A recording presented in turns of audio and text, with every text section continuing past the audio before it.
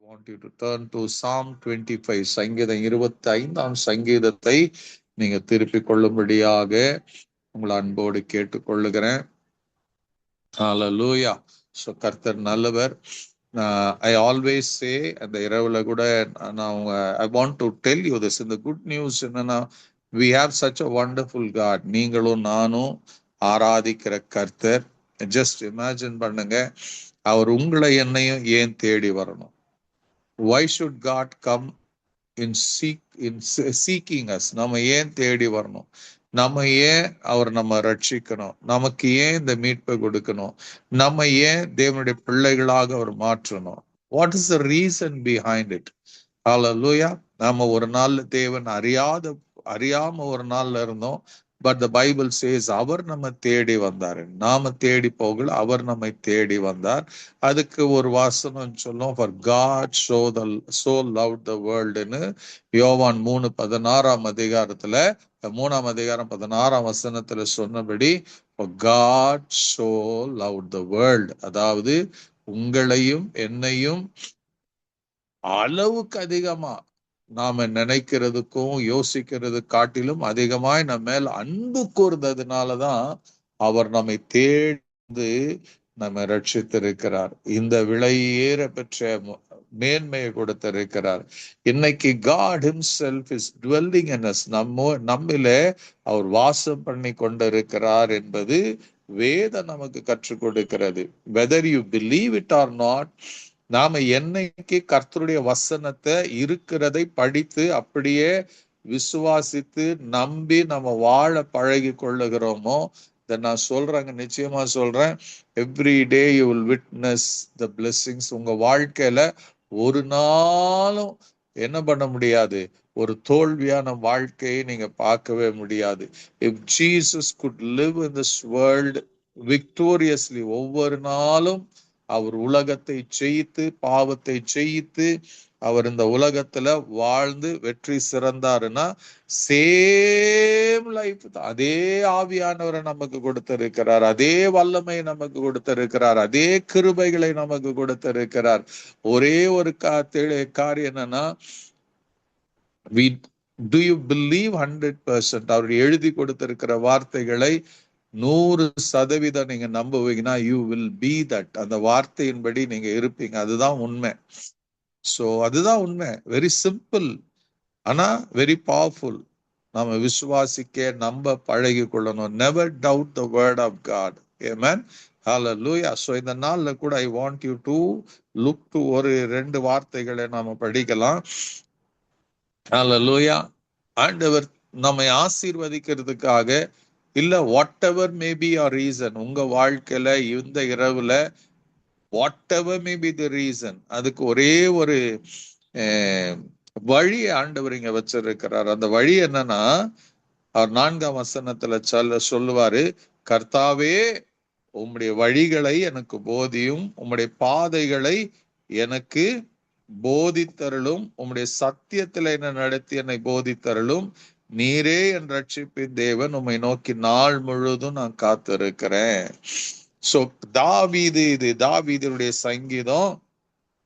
தாவீது என்ன கேட்கிறார்? பிகாஸ் தாவீது ஒரு சாதாரண ஆடுகளுக்கு ஒரு மேய்ப்பனா இருக்கிறான், ஒரு ஆடுகளுக்கு பின்னாடி இருந்தான்.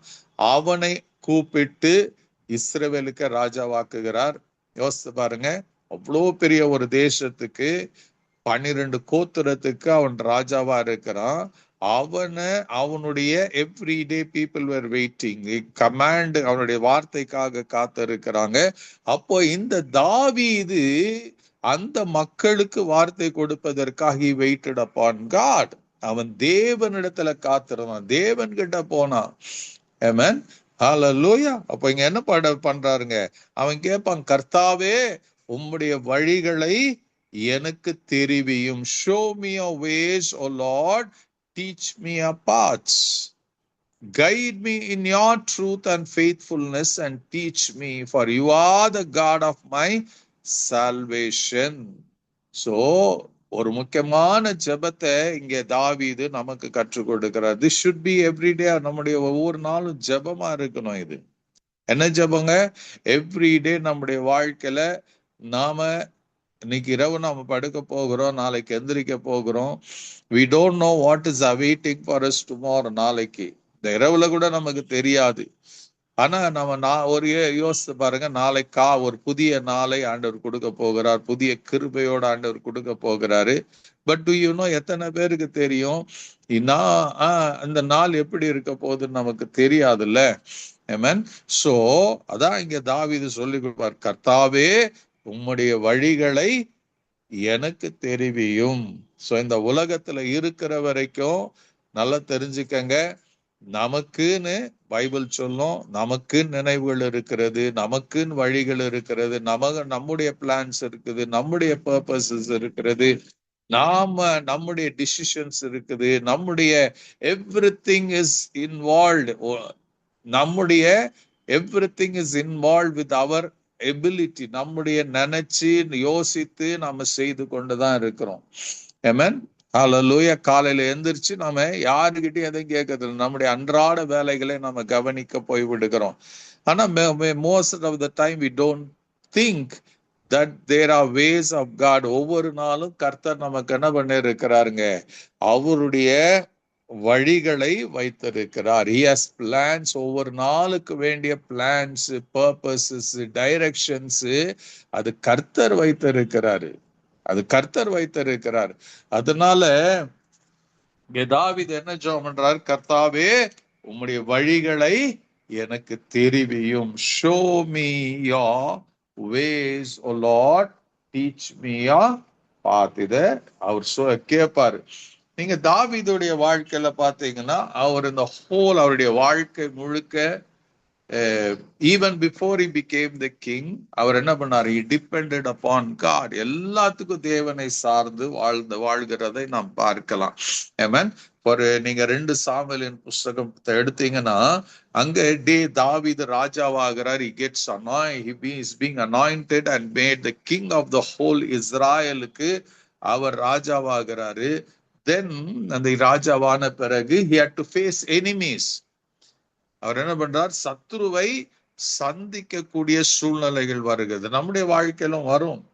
எவ்ரி டே நாம என்ன பண்றோம், we don't know that we have to encounter, நம்முடைய வாழ்க்கையில பிரச்சனைகளை என்கவுண்டர் பண்ண வேண்டி வரும், போராட்டங்களை என்கவுண்டர் வேண்டி வரும். there are everything நம்முடைய வாழ்க்கையில, நம்முடைய பிள்ளைகள், நம்முடைய கணவன், நம்முடைய மனைவி, இப்படி ஏதாச்சும் ஒரு யுத்தத்தை போல ஒரு சூழ்நிலை வரும். நம்ம என்கவுண்டர் பண்ணிதான் தீரணும். அதுக்கு எல்லா நேரத்திலும் எல்லாருக்கும் nobody knows the way, எப்படி அதுல இருந்து வெளியே வருகிறது, how to be victorious தெரியாது. தாவீதுக்கு அப்படிதான் இந்த யுத்தங்கள் வருகிறது.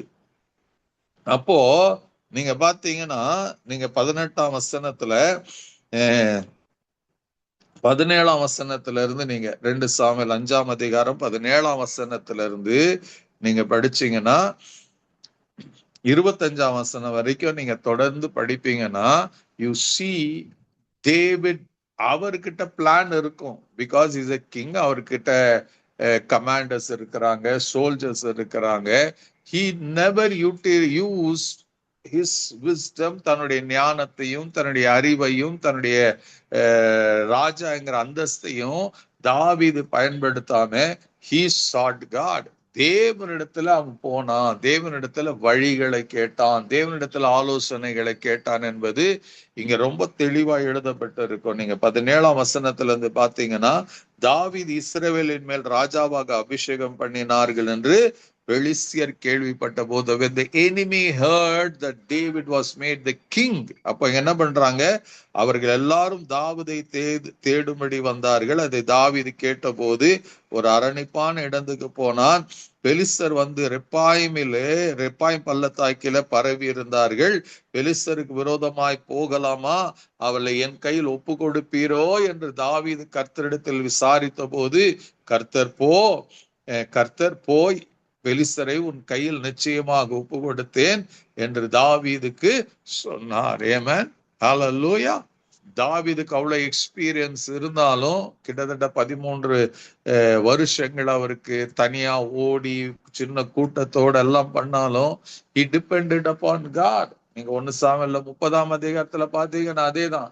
எல்லாரையும் அவங்க கொள்ளையிட்டு போகும்போது he went to God. எல்லாரும் கல்லை எடுத்து தாவீதை கொள்ள நினைக்கி went to God. ஆண்டவர் கர்த்தர் தான் அவருக்கு வழியை சொன்னார், எல்லாத்தையும் திருப்பி கொள்வாய் என்று சொன்னார்.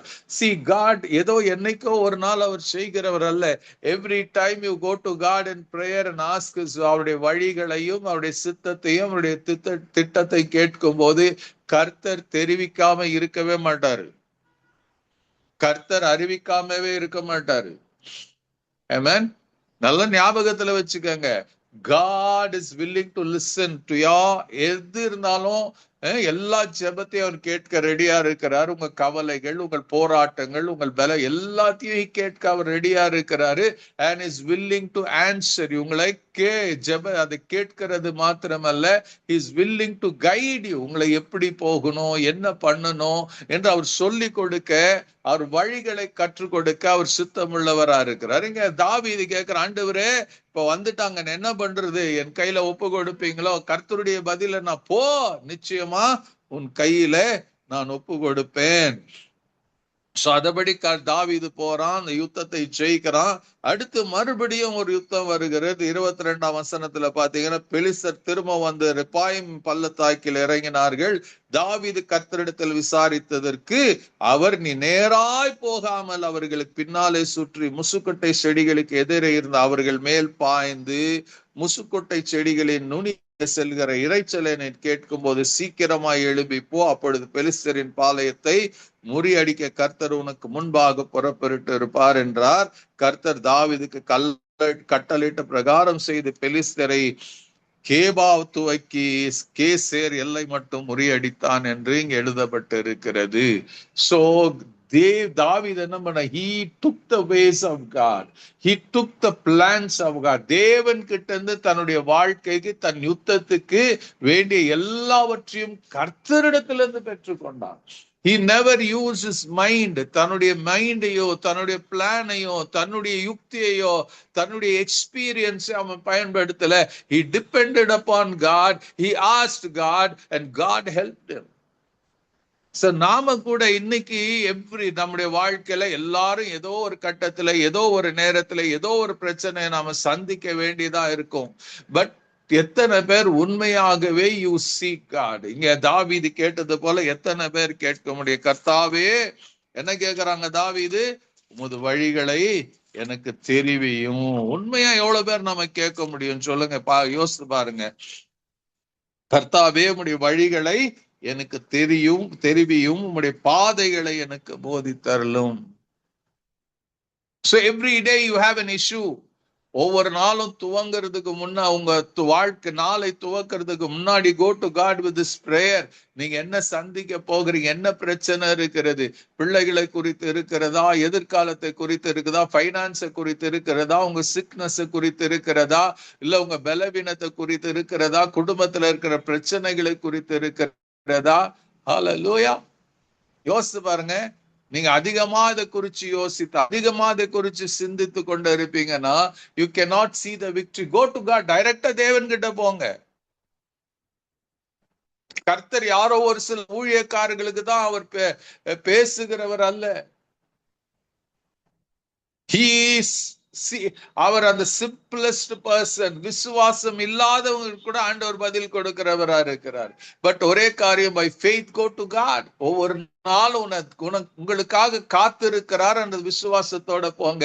நீங்க ஏசப்பான்னு கூப்பிடும் போது அவர் ஜெபத்தை கேட்க அவர் ஆயத்தமா இருக்கிறாருங்கிற நம்பிக்கையோட போங்க. நீங்க ஜெபித்து முடித்த போது உங்களுக்கு அவர் ஆலோசனை கொடுத்துட்டாருங்கிற நம்புங்க. Just wait and thank for God. ஆண்டவருக்காக நன்றி சொல்லுங்க. You will receive the ways. தேவனுடைய வழிகளை நீங்க பெற்றுக்கொள்ள முடியும். தேவனுடைய சித்தத்தை நீங்க தெரிந்து கொள்ள முடியும். தேவன் உங்களுக்கு முன்பாக கடந்து போய் உங்களுக்காக செய்கிற காரியத்தை உங்க கண்கள்ல நீங்க பார்க்க முடியும். Hallelujah. You will win every battle. வாழ்க்கையில எல்லா யுத்தங்களையும் நீங்க ஜெயிக்க முடியும். Hallelujah. உங்களுக்கு எதிராக எழும்புகிறவர்களை பார்த்து நீங்க அப்படியே பயந்து உட்காராதபடி, just go to to God and tell God, ஆண்டவரே இந்த சத்துருக்கள் இப்படி இருக்கிறாங்க. ஆண்டவர் தாவீது சொல்ல, அந்த மாதிரி பெலிஸ்தியர் எழுப்பி இருக்கிறாங்க. உங்க வாழ்க்கையில இருக்கிற எந்த பெலிஸ்தியரா இருக்கட்டும், எந்த பிலிஸ்டைனா இருக்கட்டும், எந்த எனிமியா இருக்கட்டும், whoever you consider enemy, உங்களுக்கு பிரச்சனை கொடுக்கிறவர், உங்களை உங்க சமாதானத்தை கெடுக்கிற whoever may they be,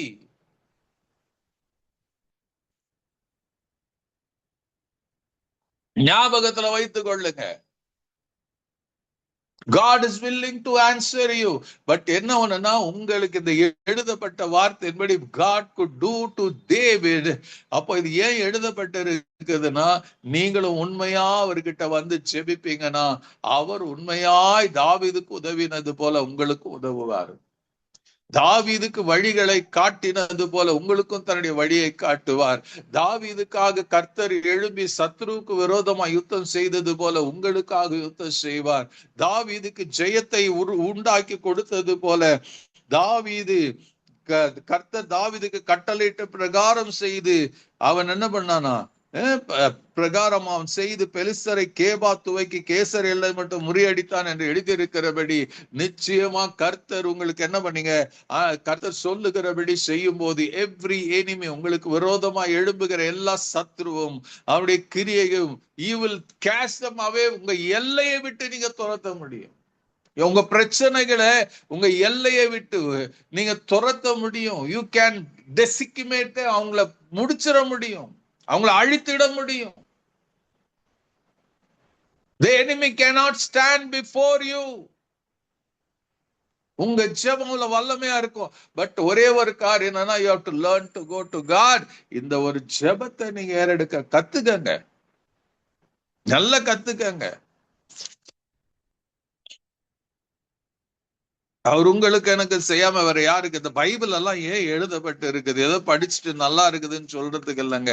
இது நீங்க பிராக்டிஸ், உங்க வாழ்க்கையில பிராக்டிக்கலா நீங்க எடுத்தீங்கன்னா, you will be amazed what God is doing. உங்க வாழ்க்கையில அவர் செய்கிற எல்லா காரியமும் ஆச்சரியம் செய்ய கூடியதா இருக்கும்.